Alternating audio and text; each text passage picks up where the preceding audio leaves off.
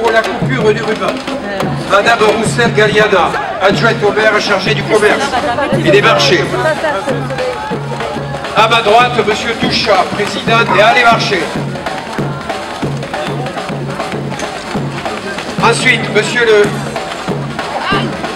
l'adjoint du centre-ville, Monsieur Guy Barral.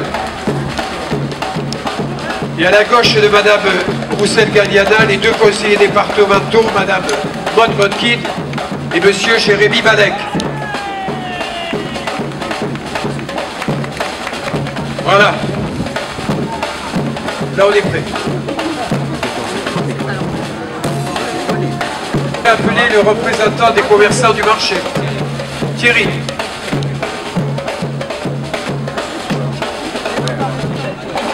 Avec le t-shirt jaune, celui qui a des belles cerises, cœur de bœuf. Magnifique.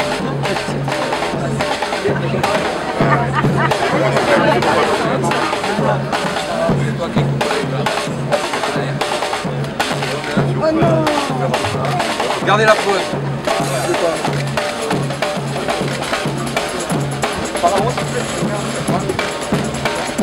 Roussel Galliana, adjointe au commerce, au marché. Bravo! Bravo, bravo! Monsieur le maire, je n'ai que des félicitations à vous adresser. Vous qui avez eu la clairvoyance. Vous qui avez eu la clairvoyance de déplacer et de tenir une promesse de campagne, l'ensemble du marché que j'ai visité jeudi matin, l'ensemble m'a dit merci à Monsieur le maire. Merci à Monsieur le maire parce qu'on était un petit peu réticents pour déménager et même beaucoup réticents. Et en définitive, ce marché, c'est le rêve. Donc, je soulignerai quelque chose. Ce marché qui rejoint les marchés méditerranéens, c'est le plaisir des cinq sens, les marchés. C'est les yeux, pour l'ensemble des couleurs qui sont présentées, c'est le nez, parce que sentir les bons produits que vous avez, c'est excellent. C'est le goût, c'est le toucher, c'est les cinq sens. Bonjour Madame Gabalda. Et donc, l'ensemble des cinq sens, c'est très important pour apporter la joie et la bonne humeur. Et dans vos assiettes, ces produits frais qui sont cueillis 3 jours avant, présentés au Mercadis, Marché Gare. Et dans votre assiette au bout de 3 jours, ben, je ne peux que vous inciter à fréquenter les marchés de Montpellier. Parce que c'est un des piliers de la métropole que vous avez promis, c'est la santé. Et la santé, on la trouve dans vos assiettes. Votre corps n'est fait que de ce que vous mangez. Ça, je le certifie. Et oui, ça, je le certifie. Regardez, tout le monde me dit que j'ai la peine de pêche, mais parce que je me sers sur les marchés de Montpellier.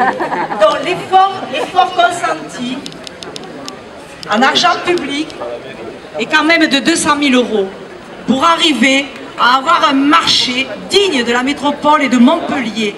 Un marché digne au niveau de la salubrité, donc installation par M. Luc Albergne de toilettes publiques à l'autre bout. Et également l'effort consenti par les étaliers pour la beauté des barnums qui ont été installés, dont la collectivité a quand même mis 200 000 € au total pour donner à ce marché tout ce qu'il y a de sain, de salubre. Et je crois que le lycée de la Merci, juste en face, avec ses 1200 élèves, la proviseure est venue ce matin me remercier. Mais je pense qu'elle vous adressera une lettre à ce sujet. Monsieur Barthélémy, président du cimetière protestant, bonjour. Et je dis bonjour à l'ensemble parce que vous êtes tous présents et ça fait chaud au cœur. Voilà. Monsieur le maire. Merci Madame Roussel. Je voudrais à mon tour remercier l'adjointe déléguée Madame Roussel Galliana qui a fait un travail remarquable avec tous les commerçants, le président du syndicat des Halles et Marchés, les représentants des commerçants, et chacun et chacune qui était positionné sur la place Salingro et qui aujourd'hui, après une dizaine d'années je dirais d'exil au bout de la rue d'Aru, sont revenus sur l'emplacement qu'on leur avait proposé au départ, c'est-à-dire le plan Cabane, une fois que la place serait restaurée. Vous savez, cette place du plan Cabane, elle est faite pour le commerce. Depuis que la ville de Montpellier a été créée, cette place du plan Cabane, elle a été faite de façon très minérale. Et une place minérale qui est faite sans aucune activité, c'est pas bon pour la ville. Chaque fois que l'on fait de l'espace public, il faut imaginer après l'usage de l'espace public. C'est-à-dire faire de l'espace public pour faire de l'espace public, ça n'a rien d'intéressant pour une ville. Il faut imaginer toute l'animation qui va aller avec. Et là, tout le monde s'accordait pour dire que la place n'était pas assez utilisée. Nous avons restauré ce pourquoi elle a été conçue depuis l'histoire de Montpellier, c'est-à-dire le marché, là où les gens se rencontrent, là où le commerce s'établit, là où le négoce s'opère, et là où finalement la convivialité de la ville est bien présente. J'ai coutume de dire qu'il faut... J'ai plusieurs endroits dans lesquels je me ressource quand je suis un peu fatigué de la bêtise humaine. Parce que j'échappe pas à la règle. La bêtise, c'est ce qui fatigue le plus. Mais je condamne personne, parce que la bêtise est inhérente à l'humanité. On ne peut pas condamner l'humanité, c'est comme ça. Mais quand je veux me ressourcer, il y a 3 ou 4 lieux que je fréquente. Et qui me font du bien, qui me donnent de l'énergie, qui me permettent de recharger les batteries. Le premier lieu, c'est les écoles maternelles. Parce que les petits cris des enfants à la récréation, ça fait du bien, c'est de l'énergie en barre que vous consommez. Le deuxième lieu, ce sont les marchés, parce que c'est là que se fait un peu l'histoire du monde. Dans la négociation, dans l'achat, dans les relations entre les commerçants et les habitants, dans les rencontres entre les habitants eux-mêmes, dans le petit café qu'on prend au coin du marché. Et puis le troisième lieu qui me ressource, c'est la cafétéria de l'université Paul Valéry. Parce que là, on est confronté aux jeunes de 18 ans. Et que c'est le monde qui avance. Et que pour être capable de répondre, il faut se mettre au même diapason de la culture, de la somme de connaissances que les uns et les autres accumulent. Et puis, il faut être capable de répondre les yeux dans les yeux, physiquement. Ça remet en question. Les marchés, les écoles, les universités, les lieux de travail, c'est ce qui permet à l'homme de se remettre en question, de se réinterroger. Et surtout, de concevoir qu'une ville, ça ne se fait pas uniquement sur des coups de dés ou sur des relations clientélistes. Ça se fait pour l'intérêt général. Et quand on fabrique l'intérêt général du marché Plan Cabane, on fabrique les relations avec la future rue du Coureau, qui sera rénovée complètement et qui donnera accès aux jeux de pommes. C'est la raison pour laquelle j'ai accéléré la ligne 4 de tramway que nous inaugurerons le 1er juillet. Quand on fait de la politique, il faut être un peu cohérent. Et puis il faut aimer la ville. Il ne faut pas faire de la politique dans une cabine téléphonique de façon éthérée, comme si de temps en temps on allait se poser là par hasard. C'est pas ça la politique, c'est le contraire. La politique, c'est essayer d'envisager l'avenir et de mettre ensemble les éléments nécessaires pour que cet avenir soit meilleur. Ainsi, quand on fabrique le nouveau marché Plan Cabane, eh bien on donne de la vie à la rue du Coureau. On permet l'axe piétonnier jusqu'au tramway, c'est-à-dire jusqu'au boulevard Jeune-Pomme.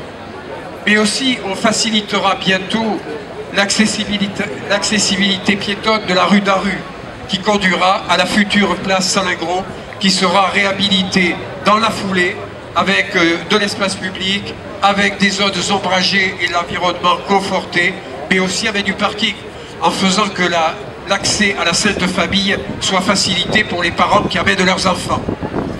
Ça veut dire que quand on fait le Plan Cabane, on traite aussi la place Salingro, on traite la rue d'Aru, la rue parallèle du Faubourg Figuerolles, la rue du Coureau et l'ensemble du boulevard Jeune-Pomme avec le tramway. C'est donc pas seulement un marché, c'est une pièce urbaine qui est indispensable au fonctionnement du centre-ville. C'est la raison pour laquelle j'ai voulu que ce marché revienne sur la place du Plan Cabane. Parce que, imaginez que cette place reste non utilisée. À quoi servirait-il de refaire la rue du Coureau s'il n'y a pas de passage, s'il n'y a pas de chalandise, s'il n'y a pas d'urbanité? À rien du tout. Ainsi, nous pourrons, grâce à la présence de ce marché, organiser mieux le commerce sur tout le secteur de Gambetta. Et je sais qu'il y a des marchés qui se font parallèles. La police y veille, parce qu'on n'a pas le droit de faire certaines choses sur l'espace public. Et avec la présence du marché, la police municipale sera encore plus présente sur le secteur. Ce qui est important sur le marché du plan cabane, c'est que ce marché, il va fonctionner naturellement. Naturellement parce que la place a été faite pour lui, jadis. Naturellement parce que entre le tramway, la rue du Coureau et Salengro, c'est le passage obligé. Mais surtout naturellement parce que l'arrêt de tramway, il sert directement le marché. C'est d'ailleurs pour ça qu'à l'origine, on avait mis sur la ligne 3, on avait mis à l'origine l'arrêt sur le plan cabane. Donc, vous voyez, c'est une façon d'organiser la ville qui est cohérente. Alors, après, je ne vais pas rentrer dans les polémiques.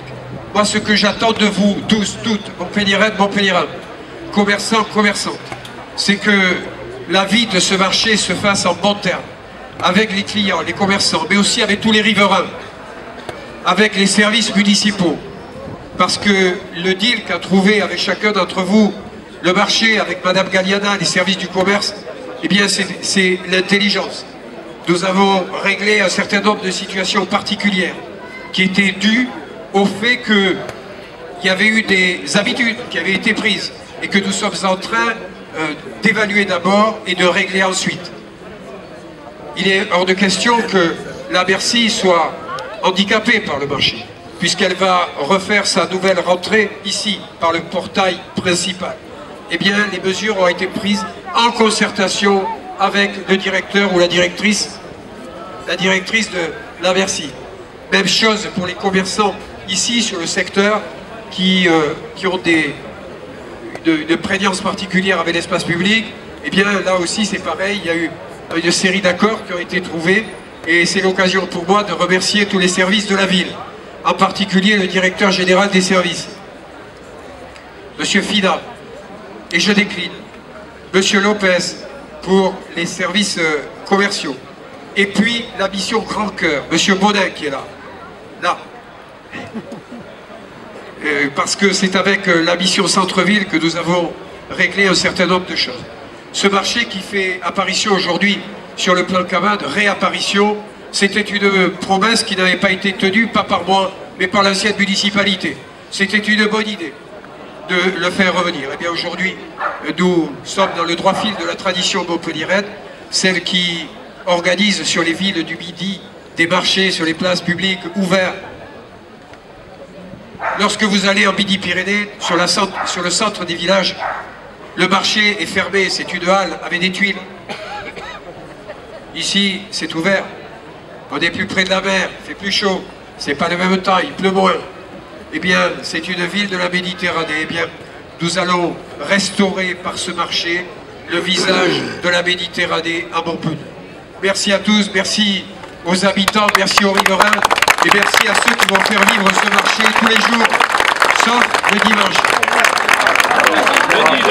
Sauf le lundi, je recommence. Moi, je suis pas sur le dimanche. Merci à tous ceux qui vont faire vivre ce marché tous les jours, sauf le lundi, où il sera nettoyé de faute d'accord.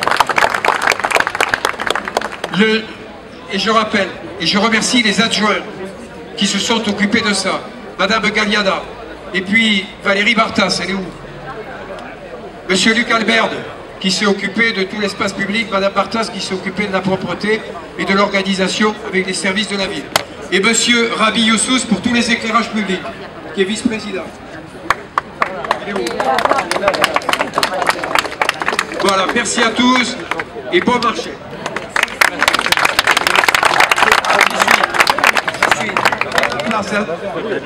Et on va répondre aux questions en direct.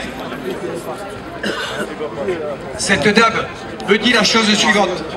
Je me suis plaint des vendeurs à la sauvette à la police municipale et la police municipale m'aurait expliqué qu'il y a des accords avec la mairie pour les laisser là. Vous avez mission de ne pas verbaliser, la mairie achetait à ce prix-là la paix sociale. Alors ceux de la police municipale qui ont répondu ça, C'est des ânes.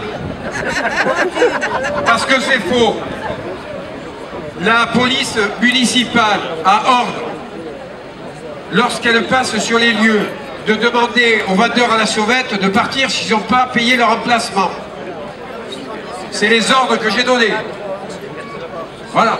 Donc je réponds en direct. Est-ce qu'il y a une deuxième question? C'est le travail de la police nationale.